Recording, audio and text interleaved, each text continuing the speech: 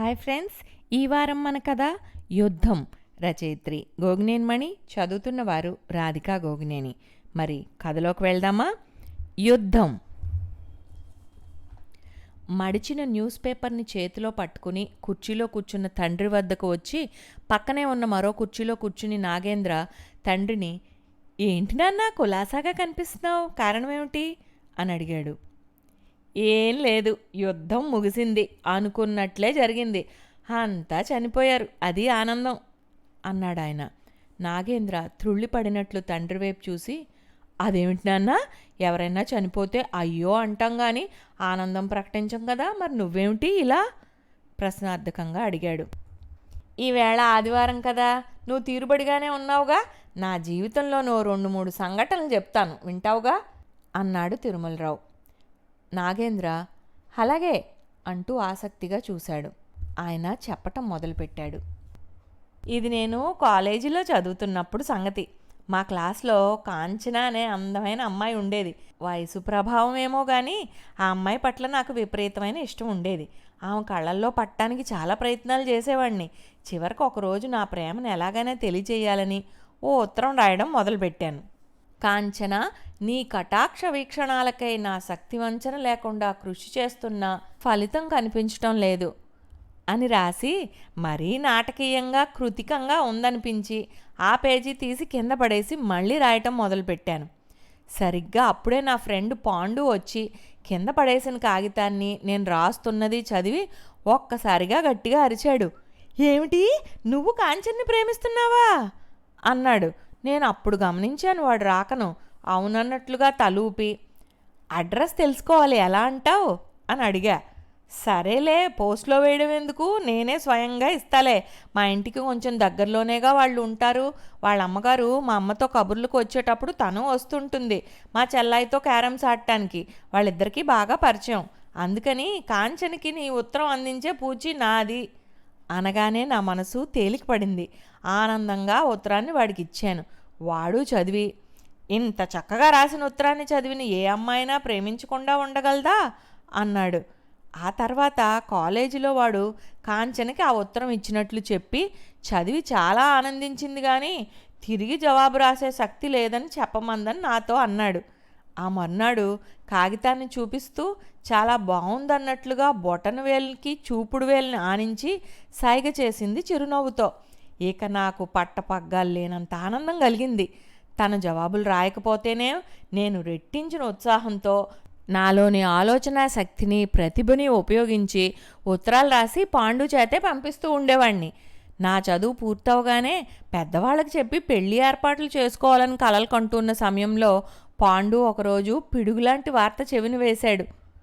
నన్ను క్షమించరా, నేను నిన్ను మోసం చేస్తే తను నాకు చేసింది, నాకు తగినదే ఈ శిక్ష అనుకో అన్నాడు. ఏమిటని అడిగితే కాంచనకి పెళ్లి కుదిరిందంటూ తనకు ఇచ్చిన శుభలేఖ చూపించాడు. నాకేం అర్థం కాలేదు, పిచ్చి చూపులు చూశా. నేను రాసిన ఉత్తరాలన్నీ వాడు తన పేరు మీద మార్చుకుని ఆమెకి ఇచ్చి ప్రేమను సంపాదించాడట.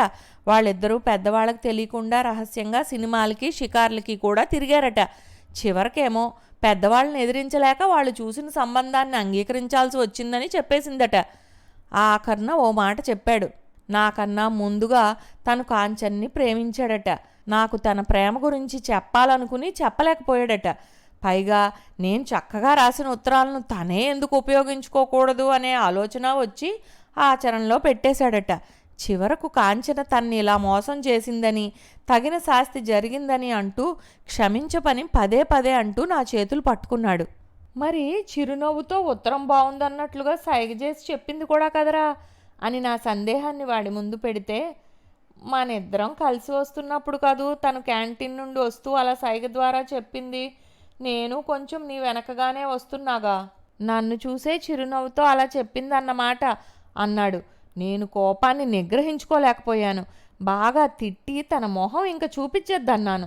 వాడు చేసిన మోసానికి పాండు పట్ల ఎంతగా ద్వేషం పెరిగిందంటే వాడితో ఎప్పుడూ ఆ తర్వాత మాట్లాడలేదు. వాడు ఎన్ని ప్రయత్నాలు చేసినా వాడి మోసాన్ని నేను క్షమించలేకపోయాను. తర్వాత ఇద్దరికీ వేర్వేరు అమ్మాయిలతో పెళ్ళిళ్ళు జరిగి కులాసాగానే ఉన్నామనుకో, కానీ అది పూర్తిగా వేరే విషయం. ఇలానే ఇంకో సంఘటన చెప్తాను. చదువు తర్వాత నిఖిలేశ్వర్ అనే మా నాన్నగారి స్నేహితుడు కొడుకుతో కలిసి నేను బిజినెస్ ప్రారంభించాను. మొదట్లో మేమిద్దరం ఒకే ఆఫీస్లో ఉద్యోగాలు చేసేవాళ్ళం. ఎగుమతి దిగుమతి వ్యాపారం గురించి నా ఆలోచన అతనికి చెప్తే అది బాగా నచ్చి వెంటనే ప్రారంభిద్దామన్నాడు. డబ్బు నా దగ్గర లేదు కాబట్టి పెట్టుబడి అంతా అతందే. బాగా పుంజుకుని మా వ్యాపారం లాభాల బాట పట్టింది. అంతా నా తెలివితేటలు శ్రమ వల్లనే జరిగిందని అతను చాలాసార్లు అనేవాడు. నాది అదే నమ్మకం కూడా. ఒకసారి ఏదో విషయంగా నేను చేసిన సూచనని అతను అంగీకరించక వ్యతిరేకించేసరికి నాకు బాగా కోపం వచ్చింది. నా వాటా తీసుకుని బయటకు వచ్చేసినా అతను అభ్యంతరం పెట్టకపోయేసరికి ఇంకా అహం పెరిగింది. ఇద్దరివి అలా 2 వ్యాపారాలుగా మారిపోయాయి. అతను తప్పక దెబ్బతింటాడన్న నా అంచనా నిజం కాలేదు. అతని ఇంట్లోని వాళ్ళంతా కలిసి బాగానే పనిచేయటంతో బిజినెస్ జోరు అందుకుంది. నాది బాగానే ఉన్నా అతను నాకు అందనంత ఎత్తుకు ఎదిగిపోయాడు. నేను అసూయతోనే అనుకుంటా రగిలిపోతూ అతనికి బాగా దూరంగా జరిగాను. శత్రువుగా భావించటంతో మా మధ్య స్నేహం పూర్తిగా తుడిచిపెట్టుకుపోయింది. ఇక మరో సంఘటన. ఇది పూర్తిగా నా బాల్యానికి సంబంధించింది. చిన్నప్పుడు మా ఇంటికి తరచూ ఓ దూరపు బంధువులావిడ ఏదో పనుల మీద వస్తూ ఉండేది. ఆవిడది మా అమ్మ వాళ్ళ ఊరే. అమ్మ పుట్టింటి తరఫు బంధుత్వం అన్నమాట. నాకు వరుసకి పెద్దమ్మ అవుతుందని అమ్మే చెప్పింది. అమ్మ ఆవిడ్ని సావిత్రి అక్కయ్య అంటూ ఉండేది. ఆవిడ ఓసారి మా ఇంటికి వచ్చినప్పుడు నన్ను చూడగానే, ఏమిటి వీడు మరీ చీపురు పుల్లలా ఉన్నాడు, కాళ్ళు చేతులు ముట్టుకుంటే విరిగిపోతాయి అన్నట్లు లేడు అంది సాగదీస్తూ. పైగా ఇంకో మాట అంది. నీ రంగు ఏమాత్రం రాలేదేమిటే, ఇంత కర్రి పిల్లాడెలా పుట్టాడంటావు అంటూ నవ్వింది అదేదో జోకు అన్నట్లుగా. అమ్మ వెంటనే నన్ను దగ్గరకు తీసుకుని, మా అమ్మ కొంచెం నలుపైతేనే మొహంలో ఎంత కళ ఉందో, నల్లనయ్య కృష్ణుళ్ళ నా మనవడు అంతటివాడే అంటుంది అక్కయ్య అంది. ఆ విషయం పూర్తిగా వేరే గాని ఆ పెద్దమ్మ మాత్రం మూతి ముక్కు విరుస్తూ, కాకి పిల్లలు కాకికి ముద్దు అనే సామెత ఇందుకే పుట్టిందన్నమాట అంటూ పగలబడి నవ్వింది. నాకు మాత్రం ఆ పెద్దమ్మ అంటే విపరీతమైన చిరాకు ఏర్పడిపోయింది. నన్ననే కాదు, నేను గమనించాను, చాలామందితో ఆవిడ అలా పుల్లవిరుపుగానే మాట్లాడుతూ ఆ పద్ధతి వల్ల తను చాలా నిక్కచ్చిగా మాట్లాడేదాన్నని అనుకోవటం గమనించాను. ఆవిడ వెళ్ళాక అమ్మ దగ్గర కోపం చూపించేవాణ్ణి. తన పిల్లలు తన గురించి తప్ప ఆవిడ ఎవరి గురించి అయినా సరే విమర్శించకుండా మంచిగా మాట్లాడటం తెలియని ఆవిడ్ని మన ఇంటికి ఎందుకు రానిస్తావు, మన ఇంటికి వచ్చి నీ దగ్గర నుండి ఏదో సాయం పొందుతూనే మనల్ని వెక్కిరిస్తూ మాట్లాడటాన్ని ఎందుకు సహించాలి అనేవాడిని. అమ్మ నాకు సర్ది చెప్తున్నట్లుగా అనేది. అదేం లేదురా, ఆవిడ నైజం ఆవిడది, ఆవిడ పెరిగిన వాతావరణం అలాంటిది. అందరిలోనూ తప్పులన్నటమే గొప్పగా భావించే వాళ్ళ మధ్య పెరిగి అలాంటి వాళ్ళ మధ్యకే కాపురానికి వెళ్ళినందువల్ల అటువంటి స్వభావం అలవడి ఉండొచ్చు. నువ్వు ఎవరిలోనైనా ఎటువంటి స్వభావాన్ని మాటల్ని ఇష్టపడవో అలాంటివి నువ్వు ఎప్పటికీ ఆచరించకుండా ఉండాలి. ఎటువంటి వాటికి దూరంగా ఉండాలో ఆ పెద్దమ్మ ద్వారా ఓ పాఠం నేర్చుకుంటున్నాను అనుకుని నీ నడవడికను తీర్చిదిద్దుకుంటే సరిపోతుంది కదా అంటూ అమ్మ నాకే చెప్పేది. అవన్నీ విని పుట్టింటి ఊరు కబుర్లన్నీ చెప్తుంది కాబట్టి ఆవిడ రాకపోకలు అమ్మకి అనుకుంటూ చిరాకు అణుచుకునేవాణ్ణి.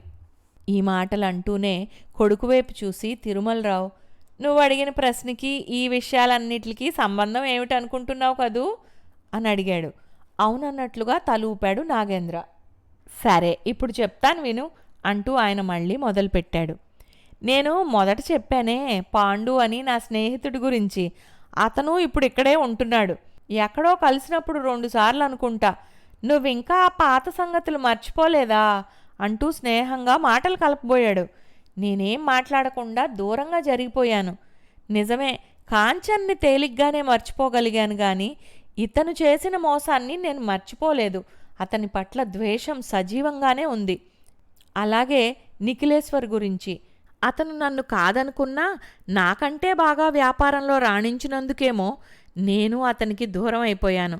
అతను 2-3 సార్లు వాళ్ళింట్లోని శుభకార్యాలకు ఆహ్వానించినా నేను వెళ్ళలేదు. ఇప్పుడు ఆలోచిస్తే నాలో ఏర్పడిన ఈర్ష్యాసూయలే కారణమని అర్థమైంది. అలాగే సావిత్రి పెద్దమ్మ కొడుకు మొన్న ఈ మధ్య కలిసి నన్నో సాయం అడిగాడు. సావిత్రి పెద్దమ్మ ఆ రోజుల్లో అతని అందచందాలు తెలివితేటల గురించి తెగ వర్ణించి చెప్పేది. కానీ ఇప్పుడు అంతా తారుమారైంది.